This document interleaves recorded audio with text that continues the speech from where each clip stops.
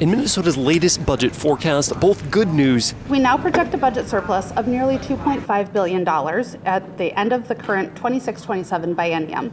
And that is $575 million more than our end of session estimate. And bad news. We now project a negative balance of $2.9 billion in FY 28-29. This is about $1.8 billion worse than the end of session, and that's driven by a worsening structural imbalance. Minnesota's latest forecast showed a mixed bag of economic outlook. Efforts made by the state legislature have upped the surplus for this legislative biennium by more than $500,000. But even with those efforts, increased expenditures on things like rising healthcare costs have the state eyeing down a $3 billion deficit in fiscal years 28 and 29. In total, basic care spending is projected to be about $1 billion higher per biennium than we projected at the end of session. State Budget Director Anna Mingy says those projections are mainly due to higher basic care costs and other factors.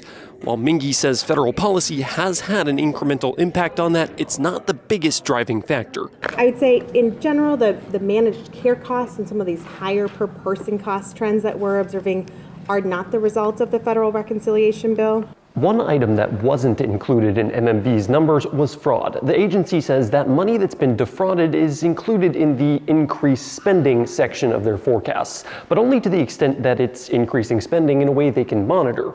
While the forecast is now out in the open, lawmakers now will use it to start planning what's next. And MMB is optimistic they'll be able to handle that deficit. Policymakers have demonstrated a willingness to make hard choices, and this remains a solvable problem.